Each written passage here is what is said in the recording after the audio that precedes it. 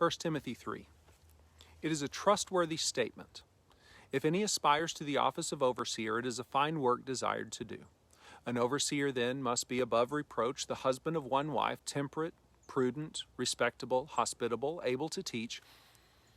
If you haven't yet watched the 8th video regarding Titus 1, then you should probably check it out before continuing. Just click right up here. Since the rest of you have already watched that video, I'm not going to repeat all the stuff about non-gendered language or multiple possible interpretive lenses. However, I would like to notice that the qualities listed in this chapter are substantially the same as those listed in Titus 1, but they're not identical. Now, if we were meant to take a checklist approach to understanding these passages, then it would seem that the listed items would be more or less identical. Don't get me wrong, I think both passages paint a picture of the type of person and the types of characteristics that make for a good overseer. But if they were meant to be a checklist of required qualifications, then they should be the same. And if they're not the same, then maybe we need to interpret these lists as qualities consistent with an elder rather than qualifications required of an elder.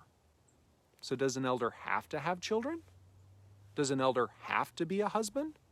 Or are we being taught to recognize an elder by the way they relate to their families regardless of their exact relationship status at the moment? Either way, 1 Timothy 3 is interesting because it describes qualities of both overseers and deacons. And yes, in verse 2, we're told that an overseer must be the husband of one wife.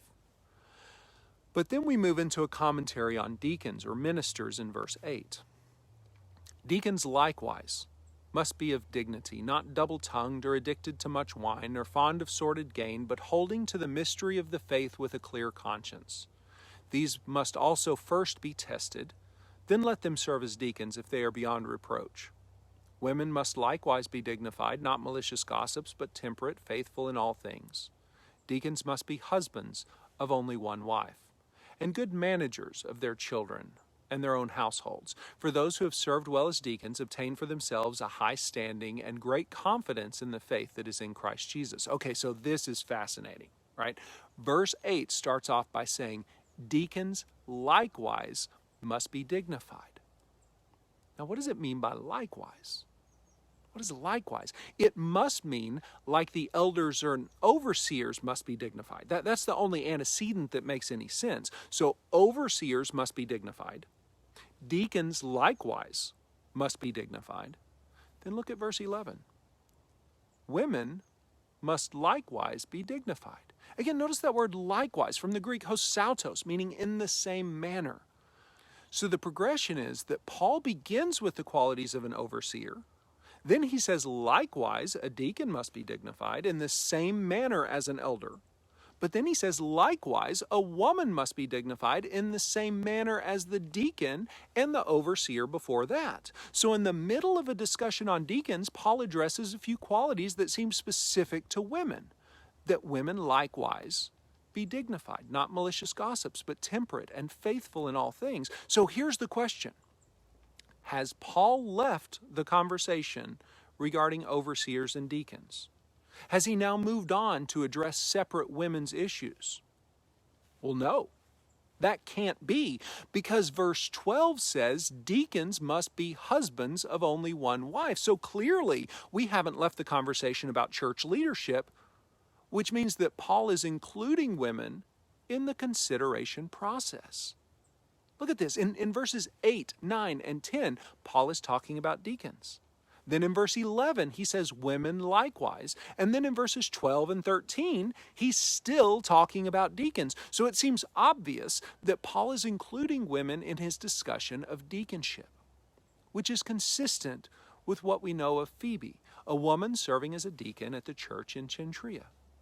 What's most interesting, though, is that Paul includes women as candidates for deacons, and yet he concurrently states that deacons must be husbands of only one wife. He includes women, yet they must be husbands of only one wife. Now, I take that to mean that the phrase husbands of one wife is a phrase meant to exclude polygamy, not meant to exclude women. And if that is true in the discussion of women as deacons, then is it likewise true when Paul uses it earlier in the passage, the part where he's discussing characteristics of elders? Is it possible that when Paul says that an overseer must be the husband of one wife, he's opposing polygamy, and we've misunderstood this as promoting misogyny? What a tragic misunderstanding. I'm disappointed in myself, and I owe some of you an apology. I've misunderstood and mistaught this passage numerous times, and yet I think I've completely missed the heart of the message. And I'm sorry that it's resulted in oppression. My misunderstanding has stolen opportunities from otherwise qualified women called by God to Christian service and leadership, and I'm sorry.